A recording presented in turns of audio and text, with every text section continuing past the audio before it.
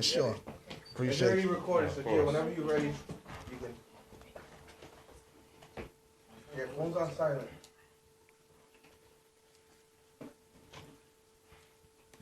I'm excited. Let's do this. You let me know when you're ready. I'm ready, man. Stay ready. Let's go. Let's do it. All right, man. Just to sit down, real topics, real issues with real people. Who we got today on the sit down, man? Kobi Dennis, man. Community guy. What's good? Good, man.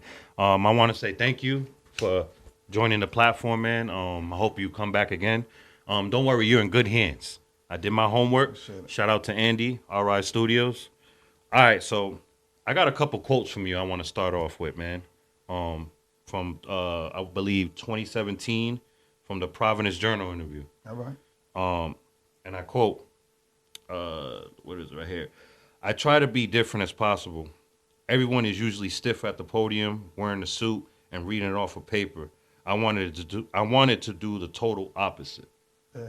So, I remember that. That's from when I was running for mayor. Yes, sir. You know, they tell you what to wear, they tell you what to say. Even though I stay suited up, you know, I can get down with the, you know, the streetwear, whatever. I go way back. I'm old school, so you know, the Kango. You know, that's how it is. But I definitely came off the top. I never studied, just like for this interview. Usually for an interview, I've been in studios worth millions of dollars, and then I've been in studios with dudes that are trying to get it together 10 minutes before the interview. Right. I'm cool with that. Right. And I keep it real the same way. So that's what that quote was all about, and I'm still doing it to this day. Right. Yeah, I could relate to that. Like, I didn't go to school for this. I just turned the camera on and was like, I'm gonna just be myself in front of this camera. You know what I mean? Yeah, so talk about that, you know, the 2017 mayor run you had. Yeah, man. So, you know, that was one of those moments that, you know, you never grow up thinking that you're going to do something as big as run for the mayor of, you know, a capital city. Right. You know, there's over 100,000 folks in Providence at the time. It's more than that now. So like 1 million folks in Rhode Island. But there's 36, you know, 36 like towns and cities, you know, all over. So Providence is one of them, with the capital, so all over the state.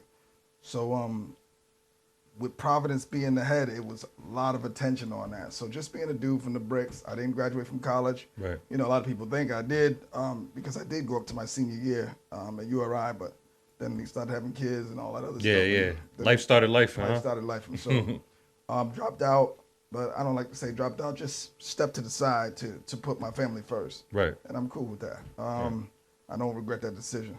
But running for mayor, I was doing it, you know, I was doing it for the hood, 100%. I had rap videos, I didn't stray away from what I was doing. People was telling me, like, you're not gonna win mayor. You got dudes rapping and you got, you know, the dudes with the hat backwards, gold chains, all that on. You're not gonna win. So there was 6 people in the race. Right. I came in second. And the other 4 people, 2 of them was millionaires, like filthy rich. Yeah. So big endorsements they had, all they that. had everything. So the reason why I throw that out there is because, you know, I was happy in the end. That was probably the best loss I ever had in my life. So nobody likes to take an L, but I was happy that I lost there because my life would have probably been different right now if I was the mayor. Things would have been way different, but I'm happy where I am right now. So I ran for mayor just for the people, man. I just want to try to inspire a bunch of folks to do bigger and better things that people don't think you can do. Now, you hit me with a body shot real quick. When you said that was the best loss you had. Yeah. Go in. Can you go a little bit in depth in that? It's cool to take an L sometimes. Yeah. If you think you're never gonna take an L, you're taking an L. Right. As you speak. You know what I'm saying? So you definitely have to be prepared to lose. Always want to win, but be prepared to lose. Yeah. And don't be afraid to lose. You got to learn from it. You know what I'm saying?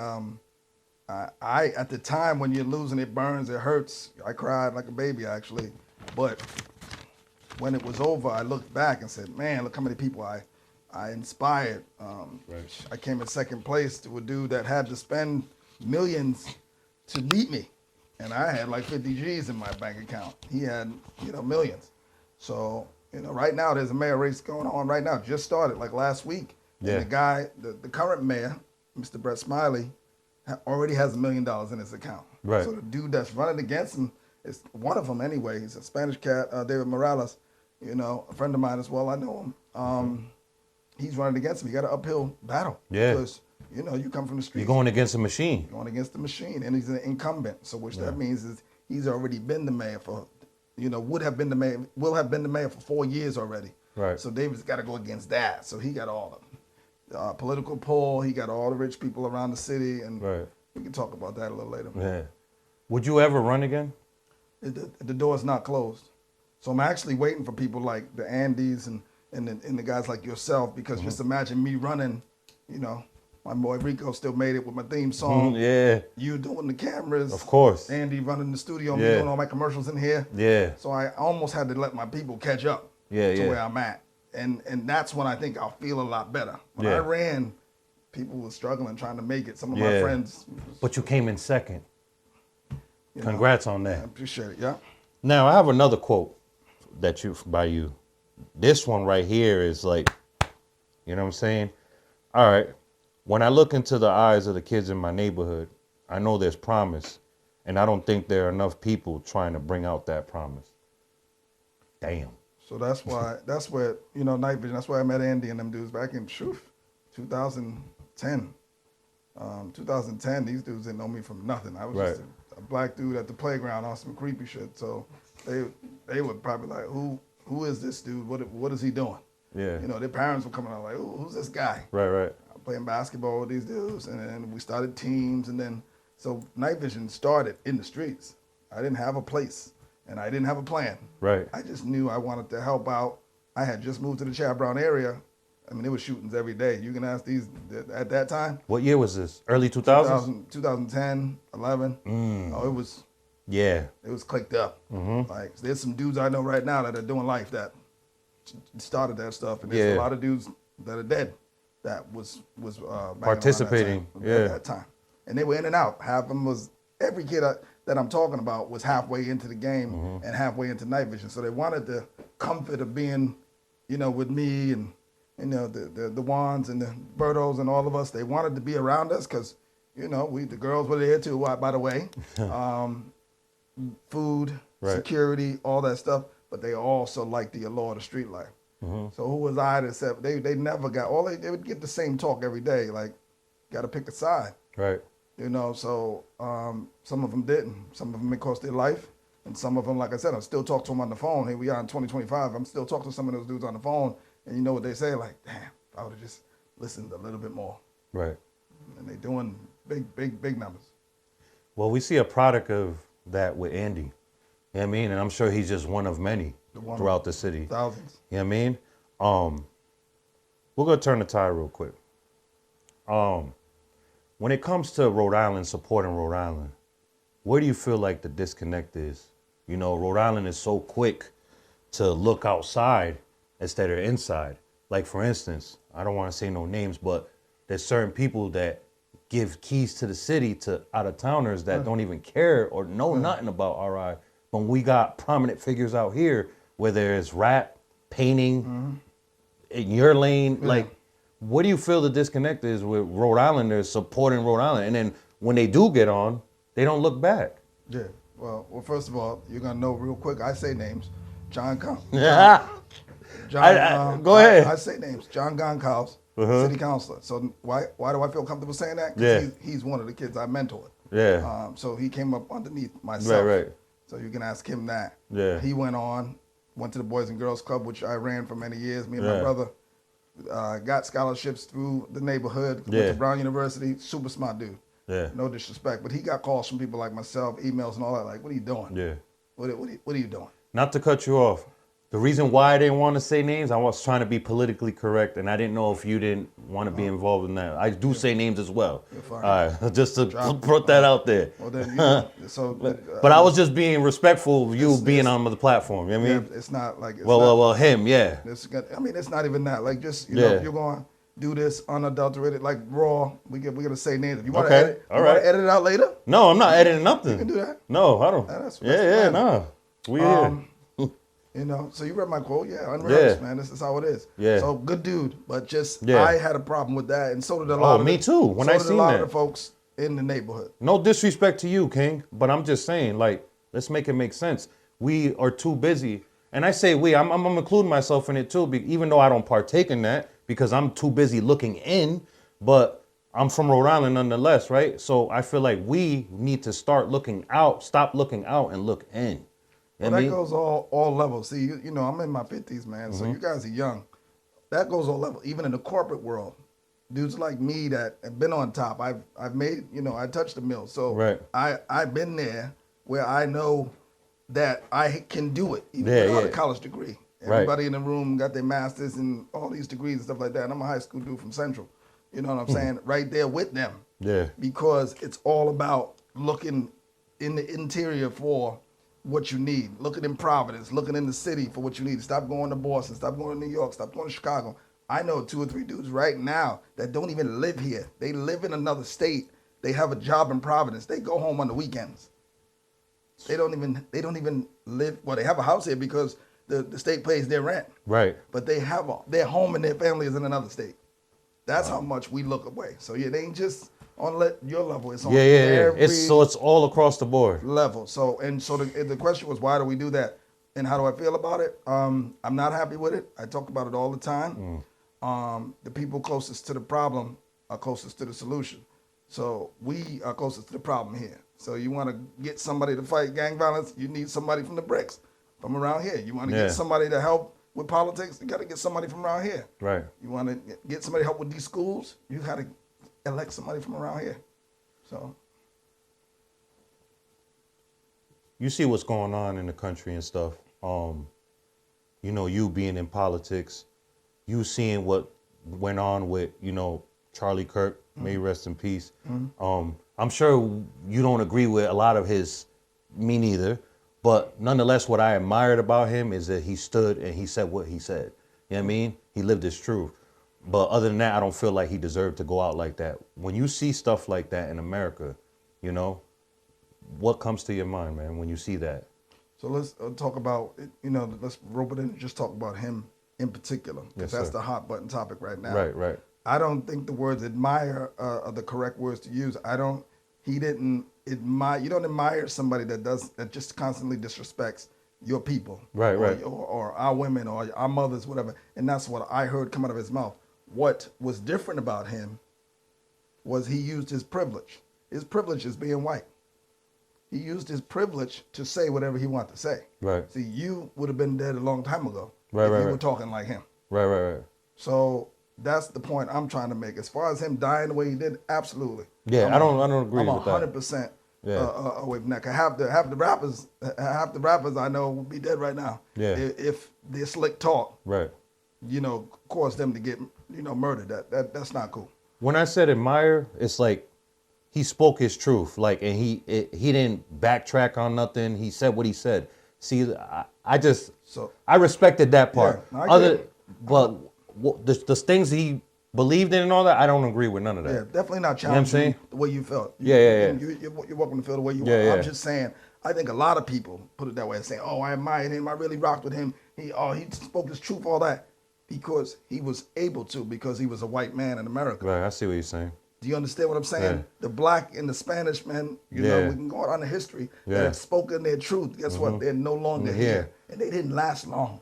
They didn't last long. So, and not so many words, what you're trying to say, what I'm getting at, as I level up and I gain influence, I got to tone it down? Absolutely not. That's not what I'm saying. I'm saying you have to understand where you're at and where you're from. Right. So yes, if there's really no control over it as far as if they want you gone, you're gonna be gone. Well, they might get me up out of here because I don't follow the rule. I don't play. I never been the type to be in the in crowd. Coloring the line. You know what I mean? You know what I mean? I always went to the beat of my own drum. Cool. And what's right is right and what's wrong is wrong. And I'm going to speak out on it. That's why I'm not very liked. That's why I can relate to you in a little bit. You know what I mean? You speak your truth. You know what I mean? When I was doing my homework on you and just the stuff that with the first quote, with the Providence Journal interview, I was like, bro, like I would have moved just like that if I was in that lane. You know what I mean? No, a lot of people, you know, but it comes, you know, I tell people all the time, if I wanted to be liked, I would have bought an ice cream truck. Yeah. You know what I'm saying? Giving away ice cream and shit. But it's not about being liked. It's about being respected. Yeah, that's what it is. People can respect me, like, still to this day, the jump outs, they ride by me like this. People don't think that. They ride by like that. Why? Because you know, they messed with my son and things had to happen. Yeah. So to this day, that was 15 years ago. And still, they remember that. They tell the next one and the next one. And sometimes when they see me, they ride by, stick their middle fingers up, and I just wave and smile because I know what time it is. I know they're still mad about, you know, situations that went down. You know, this question right here, my lady had, and she wrote this for me. So shout out to my lady. What inspired you to dedicate yourself to community work? Dead the streets. The same thing that I was going against. The same thing that I was a part of at one point. I'm not going to give this whole I was in a gang type sold drugs story. We're not doing that. My mother didn't play that. She was like, "You're not selling crack." I wanted to sell crack. She went just right and told you that's not that's out. Yeah, that's not an option. And because I had so much respect for my mother, single family, Mom Dukes was the boss, you know. And then we listened to their three boys. You know what I'm saying? So when I graduated from high school, many of my friends were selling dope, and they were making big money. Yeah. And you guys may not think, like back, you know, those days, I'm talking late 80s, that's how old I am. I graduated from high school in 89. You know, my friends would come to school, pockets swole, buying lunch for 500 people, convertibles, didn't have licenses. Like, that's how much money they was making off crack. And you still stayed out of that? Oh, believe me, I wanted to do it. And wow. I did not. I stayed into basketball, went to the Boys and Girls Club every day, whatever. When I graduated, I wasn't ready for college just because our schools really weren't built like that. Right. For me, anyway, I went into the military. And that's where I saw, like, this is what's happening. The world. I didn't know where crack came from. I thought it was meant for us to sell it. Yeah. But then when I went and traveled the world and realized, wait a minute, they only putting that in our neighborhoods. They only, damn. And then I'm on a ship in the Navy with dudes from Chicago, in New York. And it's the same show over there. We're all telling the same story. I'm like, damn. So when I finished the Navy, I only did 4 years because, you know, I just couldn't take, I was still a kid from South Providence. I couldn't take too many orders, too much. Yeah, facts. I came back and I was like, I just want to change some stuff. So that's where night vision came from. So when I was in the military, my job was night vision goggles. Yeah. The ones you see in the video games. I had to wear those at night and steer the ship to make sure we didn't crash into mines and blow up or you know, enemies or whatever. That's how they, you know, they had sonar and stuff like that, but computers wasn't really that big. Yeah. So it was me standing up there for 4 hours in the rain, the snow, whatever, with night vision glasses. So that's why, you know, the term was, you know, Project Night Vision. And people ask me why. I said, because I can see at night what other people can't see. So that's where that came from. That's dope. Well, thank you for your service, man. Appreciate it. What are the biggest, you know, another question my lady came with. What are some of the biggest challenges trying to bring opportunity and resources in our underserved communities? Yeah. So that's what I do to this day. We're going to fast forward 20 years, you know, from when Andy was a young cat. That's what I do all the time. Right now, I got about 6 programs right now. My biggest program is probably the pilot program. I teach kids, black and brown kids, how to fly planes. So that's different. That's real different. So that's it. And by the way, I'm not a pilot. So that's where folks, this dude must be super smart. Oh, this dude, I heard somebody in here say, and continue to believe in that. Yeah. Always surround yourself by people. Oh yeah, that was me. Yeah. Whoever was there, I was listening. Yeah. You dudes was really talking and connecting in here. Yeah. And I really appreciated the conversation that was going on because you was problem solving how I like to do in the community. Yeah. I don't know how to do something. I don't be like, I'm not doing it. I'd be like, yo, you know how to you know how to turn this mic on? Yeah. No, all right. You know, Google ChatGPT. I'm gonna find out. So that program right there, teaching. So it's about access. So I got the pilot program that starts next week. I got adult swimming. A lot of people think people from DR and BR and all these tropical places that they know how to swim. Right. I found out that they do not. So they can float real good. Yeah, they didn't do that. So black folks, black and brown folks, black folks, a lot of them can't swim. They're adults. Just the fear of water. Yeah. So I got that program going on. I did midnight basketball. Thousands of people. Whoa. Midnight basketball. That was mine. Yeah, that one. Midnight basketball was mine. So. Wait. So this is what? The 2010s? The last midnight basketball that happened within the last 20 years. Yeah. Yeah, before that it was somebody else. But I recreated Midnight Basketball. Did it for about 5 years. Wow, man. So you were around for the housing days, huh? Yeah, that's where I started. Yeah, because I'm from Newport originally, so we used to play against Chad all the time, Right. Pawtucket. Well, when we played Providence, you guys had the black uniforms, remember, right? Back in the 90s, the Newport, the housing games, the housing authorities. You was at Tammany Hill, right? Yeah, we were from Tammany Hill originally, yeah. So you was a part of that as well? PHA, hired me. And that was another thing. Like, the one thing I used to always tell Andy, and it was at least, almost every kid in my program lived in Chad Brown at that time. Yeah. And the reason why, and I told these guys many years later, the reason why I really left is because the housing authorities didn't like me there. Why? Because I used to always preach to Andy and them that this is temporary housing. This is not your home. Yeah, this is not your forever home. Why would they get mad at that? Because they want to keep people. Oh, in a box, of course. Yeah. Like, why would they want somebody like me preaching to get these guys to get good credit and to buy a house, which most of them have done now. They're off on their own and out of the project. I don't think a couple of dudes might still live in the projects, but most of y'all gone. Yeah. So night vision worked.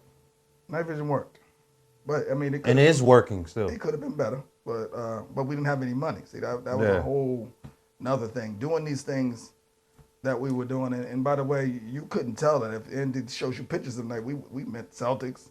We went. Nah, he be telling me. We did. He rants and raves about it. Yeah, people probably think dude's a captain, but we literally met NBA players, NFL. We went to any shows there was. We did access. It was all about access, and that's what it is to this day. That's why there's problems in our communities because we don't have the same access. We're just as smart. We're just as intellectual. Right. We just don't have the same access. Now, do you think they'll ever bring that back, housing, the basketball stuff? Because, I was coming up, I'm 40, so I was coming up in the golden ages of all the resources, camps. Yeah. We had it made. Yeah. Like, you know what I mean? And it's sad to see how it's just like nobody cares no more. Well, it just goes back to your quote, what you said. It's like, there's not enough, you don't think there's enough people trying to bring that out, these young kings and queens. It's like they just gave up. Well, resources has a lot to do with it. I don't want to think the people in our communities just gave up. It's also about the current administration. So right now, all the things that are being cut, this is why it's so important to register to vote. By the way, all the people watching this, for sure, make sure you register to vote. You can be 16 to register. You can be 17 in some place, but in Rhode Island, you got to be 18 to cast a vote. Right. So, and if you need help with that stuff, you can reach out to me. But folks got to vote because you think it don't count, but it really does. And that's not just a plug for me. I'm talking about presidential elections. Where Trump was just, I kind of, equate myself, and I'm not putting myself on a presidential level, but he was a TV star. He didn't know nothing about politics, nothing. Yeah. And he's the president of the United States right now. So my point in saying that is, everybody, when he first ran, was like, this dude ain't gonna win. He's a clown. He ain't gonna. Mm-hmm. Then he won. They ain't got arrested, got felonies, so on and so forth right now, and became the president again. So that's all about lack of, folks just complaining and talking about it around in bars and barbershops, but ain't nobody really voting. So you gotta get out there and vote. I got some news from outside of the state. I want your POV on it. Flint, Michigan is participating in the RX Kids program, which provides cash assistance to mothers and pregnant women within the city. Eligible recipients receive $1,500 payment during their pregnancy, followed by $500 each month for the baby's first year, for a total of up to $7,500. The program is designed to reduce child poverty and improve health outcomes with no strings attached, and how the funds are used. What are your thoughts on that? You think Rhode Island will ever participate in a program like that? Absolutely not. They will not. That's not something that they would encourage. They're in some of those very dense, impoverished areas where there's more. First of all, there's not a lot of black and brown folks here. That's definitely in the black and brown. Yeah, that's definitely Chocolate City, Flint. Yeah, you guys may think that because you with each other all the time. Yeah. But drive 10 minutes out. You go places and you'll see, first of all, you're going to see Trump flags everywhere. Oh, no, and yeah. Second of all, people will be like, where you from? You're from Providence? And they'll be like, So until you go out of Providence, Yeah. and there's 39 cities and towns, let's say 36, till you go out of Providence on those other 38 little cities and towns in our little state, Yeah. you don't really realize how people look at us. No, facts. So if it was to happen in Providence, it could, because Brett Smiley is progressive like that.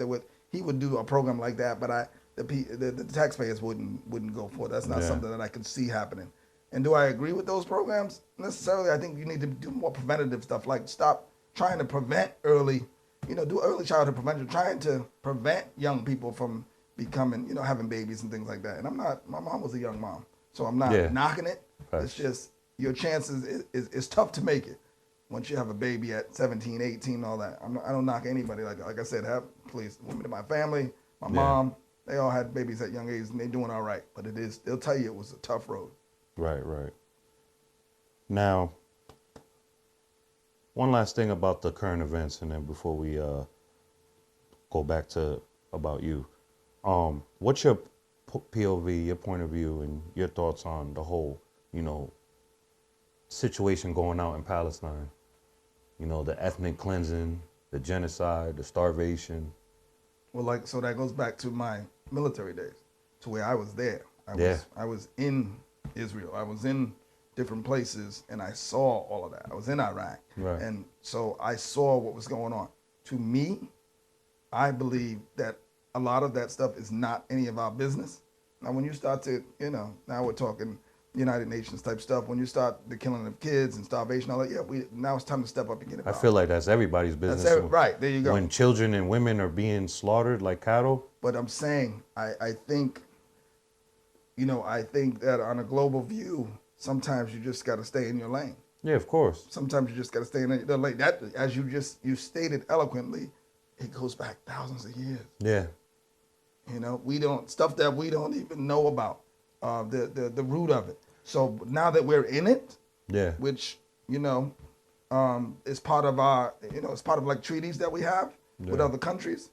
I believe we should step up and do more. So now that we're in it. But originally, I just think we need to take care of our own. You can go right up the street and see people that are hungry. Facts. And so how do you think people feel about that? That's where you get into the whole immigration talk and all that stuff like that, where people are like, oh, he's an immigrant and all that. I'm like, first of all, we're all immigrants to the United States, so that drives me crazy. Yeah. So that's the first thing. This is definitely stolen land. For sure. Only people that shouldn't be yelling nothing is the natives. Exactly. Everybody else that's here. And not to cut you off, you see how they get done. It's crazy. Well, they're holding them down. They're holding them down because, once again, when you suppress the truth, that's, it's harder for people to fight back. You ever seen some of these reservations? Absolutely. And I'm talking about the ones in the West Coast. Like the ones, some out here, compared to the West Coast, they got it made. Yeah. In the West Coast, Midwest, it's like they're forgotten. It's like, and it makes me, and it really irritates me because, some people ask me, why you care? It doesn't affect you. It does affect me. It does. Because I care. I genuinely care for my fellow human being. This is not an act. Within reason, But it bothers me seeing that. It's like, wow, the audacity and the irony. This is their land. This is their shit. Mm-hmm. And you got them living like this. Well, that all comes from, I think I saw a comedian on one of the reels or whatever. I watched so much stuff where the dude was like, all right, why are we paying for apples? He's like, why are we paying for apples? Apples grow on trees. Who the hell, just thought that they're going to buy all this land with all the apples on it and now they're selling it to us. So that's the stuff, the power, paradigm that happened. When I ride by places like gravel places, you ever be on the highway and going to Lincoln, you see the rocks. Mm-hmm. I'm like, how'd they get to own that? Why none of our families own the rocks? Right. The dirt. Right. You got to buy dirt, bro. So why none of us own dirt? You don't know. None of you in this room can tell you your family got a dirt farm. No. None of you can say that you sell mulch, that you know what I mean? Why? It's not because our families ain't smart enough. It's not because our families don't deserve it. It's because it was taken from the original folks of this land, which is the natives. Yeah. It's nasty work. Mental health. Mental health awareness month is every May. I feel like mental health awareness is every day. You know, I'm really big on mental health. I feel like, you know, no one's immune to it. So I said all that to ask you this. When you're going through your storms, right? What is your advice to get through that, to get out of that mental prison? That's a good question. But first, I want to go back to the whole mental health thing. Go ahead. I think it's overused, where everybody's saying it's my mental health. First of all, that don't make no sense. You say it's my mental health that I'm doing this, or you know, no. You first of all, sometimes you're just making a bad decision. Sometimes you're just being stupid. It's not you. Sometimes it's the weed. Yeah. Sometimes you just need to man up or woman up. Right. Though everything can't be your mental health. Right. So that's the first thing. For folks that people are abusing that, huh? They're abusing it. Yeah. For folks that are really suffering from some mental health issues, depression, PTSD, so on and so forth, my take on it is that we need to normalize therapy. So that's what I do. I go to therapy. And I'm okay saying that to everybody watching. Yeah. That as a black man, I don't know about you. You can tell me about your family. I don't want to assume. But what's your nationality? Dominican. So how is it in the Dominican families if you went up to your grandmother, your mother, and was like, yeah, my mental health's not that well, I'm not that good, I'd like to go to therapy. What would happen? When you was a kid? Maybe now it's different, but 20 years ago. You know what? Damn. Keep it above. What do you I'm gonna be honest. This is gonna piss off a lot of people, but I live my truth. I'm the black sheep of the family, so my feelings never really. Okay. Till this day, it's like, you know what I mean? Okay. But say one of your cousins. Let's not take it that personal. How about just a Dominican? All right. In general. Oh, my bad. My wife not gonna be happy about that. You alive, right? It's okay. It's okay. You alive. They would have gave you a cool cloth or something. If any dialogue at all. So same in the black family, and I don't give a damn. People are mad because it's the truth. Yeah. Like you said, they would have been like, boy, here, take this Tussin. Take this Robitussin. Here, take this. Yeah. Take some NyQuil and take your ass to bed. That's what would have happened. You wasn't going to therapy. And then the older man in my family would have been like, what are you, a punk? Man up. You can't take that? Yeah. Right? So now, sitting in therapy, somebody talking to you, asking you about your problems, and you know there's no judgment, I highly recommend that. Yeah. Any man or woman in here, if you have problems, because you can't go to your family, even to this day sometimes. Why? Because they weaponize it as a weakness. Yeah. So you go ahead. I tell my daughter, I got 2 daughters, I said, listen to me. First of all, you should have more guy friends than girls. First of all. I tell them all the time. Mm-hmm. Second of all, don't tell your girlfriends all your business and all your feelings. Why, Dad? She's my girl. We ride or die. We this. And then 6 months later, oh my God, we ain't even talking. And I was like, and what do you think she's gonna talk about? She gonna talk about all the shit you told her back then. So I'm not saying never open up to nobody, but you gotta be very. You gotta be selective, highly selective. So that's why going to therapy, where it's by law, they can't even tell nobody. You can go in there and tell somebody, unless you say you're gonna kill somebody or hurt yourself. Right. You can go in there and tell them all the stories, backstories about crime, and like that. They can't say anything. So it is a good feeling. It releases a lot, because I was able to say a lot that I wouldn't say out in public because people would hold it against me. Right. Former director of diversity, equality, and inclusion, chief operations officer at the Greater Providence YMCA. Right. Would you like to talk a little bit about that? Absolutely. You know, that's so right now. I did my homework, huh? Yeah, you did. I'm proud of you, man. Thank you. I'm proud of you. I'm proud of me too. Dude, I'm proud of you. I gotta make this shit work, man. I got a lot of kids. It's working. And a granddaughter too. Yeah, the granddaughter took congratulations. Yes. Yeah, man. And we got to talk about the kids too after that. I mean, we got to talk about the kids because I want to make sure you're straight with that. Yeah. The greater problem. So I took the job to try to get in and equalize, what's been going on with the YMCA's for many years. Right. YMCA is a machine. It's one of the largest nonprofits in the world. There's YMCA's everywhere. It's global, right? Global. Yeah. So think about that. YMCA's were built. It's called the Young Men's Christian Association. YMCA's were built for. I never knew the meaning of that. Young Men's Christian Association. So YMCA's were built to help poor people, to help people, like how they used to house people, like let you stay there. Like if you was at a YMCA back 50, 60 years ago, you could go to the Y and say, hey, I'm passing through town. Right. Can I get a shower, something to eat?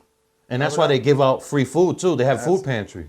That's what the YMCA was founded on. Mm-hmm. It was a Christian, based company. Fast forward 100 years, and now it's a machine to where they're just making money off child care and memberships. You walk into a YMCA right now, tell them you ain't got nowhere to sleep or whatever. They're going to point you to the crossroads or the right to the shelter. door, yeah, right. You go to a YMCA right now, tell them you ain't got nothing to eat. They're going to say, well, here's some resources. I'm sorry we can't help you, sir. Why? So it changed. So I took the job thinking that I could go in and change that. I did a lot. When I was there, I probably hired about 50, 60 people of color that they've never seen before. Mm-hmm. So just imagine I had 500 employees underneath me. Right. So 500 people worked directly for me. And I would say about 8 of them was of color. By the time I left, it was about 100, 150 of them of color. And all making good wages, not minimum wage, making good money to be able to support their family. Right. So fast forward, I'm like year 4. My boy, there was only one other person ahead of me. He leaves, wants to give me the job. They offered me the job at $100,000 less than what the current guy was making. Right. Average person would be like, just take the job. It's still good money, whatever. Right. I can't sleep at night with that. I can't sleep at night knowing that they were trying to play me. Right. They were trying, you know your worth. I know my worth. So that ended my relationship with the YMCA Greater Providence. So I really can't say much more because I'm actually suing them right now for discrimination. Yeah. Well, I salute you for standing and said what you said. What you said. Yeah. Do you see why I said I kind of admired Charlie Kirk? Because, you know what I mean? I get what you're saying. Yeah, that's what I meant by that. But right, so, if the Charlie Kirk thing, I told you, like, the comparison is that I'm not. No, you're nothing, you don't hate your own people. I'm not saying hateful things about other people that and not even my own people. You're not going to hear me on here saying hateful things about white people. Yeah. I'm not going to do that. Yeah. That I can't say he was doing the same. Right. Yeah, man. Now you know what? I got a fun question. I want your thoughts on this. I don't know if you've been paying attention. The 3-Eye Atlas. It's the size of New York City, coming at us at 130,000 miles per hour. Some people say it's an alien mothership. Some people think it's a comet. When you hear things like that, NASA telling us that, do you feel like this is just another distraction for what they're doing right in front of our faces? Or do you believe what they're saying? Well, that particular story I don't know much about, but there are stories where people consider them conspiracy theories and things like that I actually believe. There's a few out there, mainly because of my time in the military. Because of my time in the military, I went to Egypt and I went to Africa and I went all over the place. You were privy to a lot of things, a lot of things that you pretty much sign away saying that you can't repeat. All right? NDAs, huh? Pretty much an NDA. Yeah. And if you do repeat them, what they do, because you guys seen it in the movies, if you repeat them, whatever, then they will look at you like you crazy. You don't know what you're talking about. And then it'll be you against the United States government. So you have to be very careful about that when you're in the military and you see certain things and you're privy to certain things. So I'll give you one example that people you probably would think would never happen. We were sailing out in the middle of the Red Sea and there was a dead body floating. You would never think of what we had to do with the dead body. We took the body out of the water and put it in the freezer with our food. Like, that's real deal. Like, that's where the dead body stayed until we got back into port. So it was just a random person floating? Oh, no, somebody had got killed. Like when we out in them waters, a lot of drug boats, things like that. Oh, okay. I don't know, somebody had got bodied. What sea was this? What? Where was that? We was in the Red Sea. Whew. Okay, it says it all. Somebody had got bodied. Yeah, it was over the Middle East. So somebody got killed. And so my point is things like that, you'd be like, oh, that'll never happen. The government, you know, things like trash disposal. And then I can say this now because I'm out the military 30 years, but people say, we're out to sea for 6-8 months at a time. Just imagine that you're on a ship on the water, Right. 6 to 8 months at a time, where do you think the trash is going? In the Anybody? ocean. In the water. Yeah. All All of of it. it. The sewage, everything. All of it.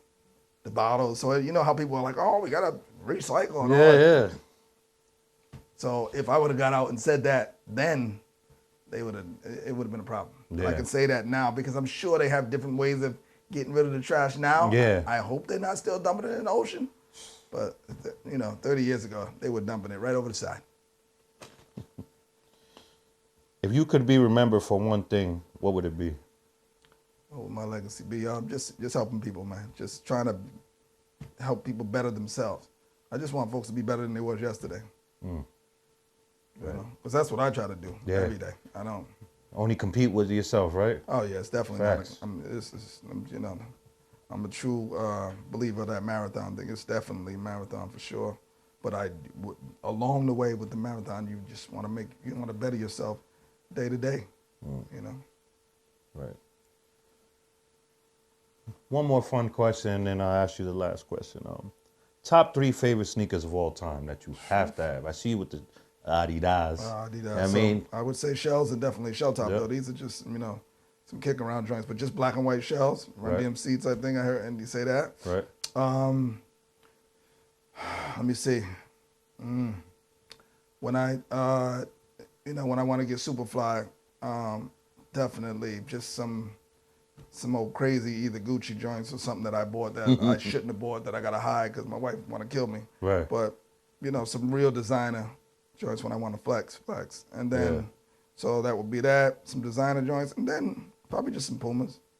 Some Pumas, Adidas. Yeah, I'm not the big on the Jordans. I mean, I used to get all that stuff, but that wasn't my thing. Yeah. But my brother was definitely a Jordan dude, definitely. Last question. If you were interviewing yourself, what questions would you have asked that I didn't? I like that. That's from my lady, too. There you go. Smart woman. Smart woman. She gave me 3 of them things, but she gave me this a while back. And that one's a dope one because I've been interviewed. I've been on the news probably about 50 times. I did TEDx. You ever heard of TEDx? I did. No, I never heard that. TEDx. So as a media guy, look into TEDx. Okay. TEDx is big. It's all around the world, and you literally got to stand on the red dot and tell your story. Yeah? Oh yeah. You get like 3 minutes. Tell your story, and there ain't no cuts, ain't no edits, no nothing. And it's all when you Google TEDx. Oh, I love pressure. I would like to do it's that. pressure. Yeah. And it's in front of a live audience. Okay. So there was 200-300 people in the room, and then it was being broadcast all over. It's still on YouTube to this day. So what would I ask That I didn't. that you didn't? About my family, about my family life, and regrets. I would always ask people like, what do you regret? What are you regretful of? When I'm always ready for that too, because they've asked me that a few times. What am I regretful of? And then lastly, who do I admire? Who do I look up to? Right. Let's go and before we end it off, family. So my family, definitely. I have 2 daughters and a son. My daughter's a senior at Howard University in wow, DC. congratulations to her she's and doing you. it. Yep, thank you. Yeah. My son works for a finance company. He's chilling. Wow. He drives what he wants to drive. He just got back from the Drake concert in London. He's doing his thing. And my youngest daughter, who's driving me absolutely batty, she's a junior in high school. So she's the one I'm just trying to school and give her game and stuff like that, but she really don't want it from dad, Yeah. Trust me, I know all about it. She don't want it from dad. I don't know what I'm talking about nothing. So we try as a dad. I'm gonna stick with it though. I'm still here for her, still love her. It just drives me crazy. So that's my family. Then my wife, who is a yoga instructor. So she does yoga. What else? And she's a professional. She works with young people too. Right. So that's my family thing. We a lot of us work with young people. Right. Do you feel like, being tight knit? I'm assuming you guys are very tight knit. Very tight knit. Yeah. That works to your advantage, when you step outside? Absolutely. Knowing that, what you got at home? It's me feeling like I'm lucky. I'm fortunate to have blessed. Yes, blessed. But also, it gives you motivation to do the right thing. Every time I leave the house, I'm like, I have to worry about what the people in this house think about me on a daily basis. Yes.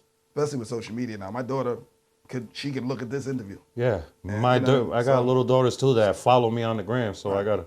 You gotta make sure. Yeah. You're keeping it. Subscribe to me and everything. Like, Oh wow. Yeah. That's dope. Yeah. I have 6 daughters. Wow. Yeah. What's the ages? I don't want to quiz you, but I got two 20-year-old daughters. 18-year-old that she's about to be 18. Wow. One that's 14, one that's 13, and then another one that's 15. I just got a lot, man. I have a lot, and some that are not biologically mine, but 6 that are mine. Wow. Then I got 3 sons. You know what I'm saying? My youngest son, he's 10. Wow. But in the beginning, I was, deadbeat, didn't want to do nothing, only worried about myself. Yeah. You know what I mean? I was out there just being a womanizer. But I'm here now. I evolved, you know what I'm saying? But still kind of going through some things with my oldest daughter. No, my second oldest, she's letting me have it for, past stuff. As she should, you know what I'm saying? Yeah. I'm not mad at that. Are you taking that on the chin? I'm taking it on the chin. It fucking hurts, but how many times I left her hanging, no phone call. Oh, I'm going to come get you, didn't come get her. You know what I mean? So I gotta stick it out. I've been through that, man. Being left on the steps, man. Me and my brother talk about it all the time. And we're, I'm 54, my brother's 56. Yeah. So we literally remember sitting on the steps waiting for my father to come. And he ain't never came. So things like that. This is why I never left my kid's side. I'm happy that my daughter's birthday is today, actually. She's 23. Oh, happy birthday to her. She's 23. And it's nice that I've been with her every day since she was born. Wow. That's an achievement to me. Yeah, that's a flex. Coming from where I came from, that's a flex to me. Yeah. Not, that she broke the bank where I had to buy a bunch of stuff, but the fact that I know she can never say, none of my kids can never say, you wasn't there. They can't even utter the words. Yeah. Came home every night for the last, their whole life. That's what's up. Well, unfortunately, I can't say that, but I'm here now. I'm trying to be. So I didn't say I was never a womanizer. Oh, so. I was terrible. Watch when somebody wants to interview me. I got a lot to say, right. And everybody they can ask me whatever. Shit, I live my truth. Well, I hope I see you again on this platform, man. Appreciate you. And appreciate you for Andy. Thank you, Rhode Island Studios, the team, everybody. Let's go. There's been another episode of the Sit Down, real topics, real issues with real people, man. Mr. Kobi Dennis, man.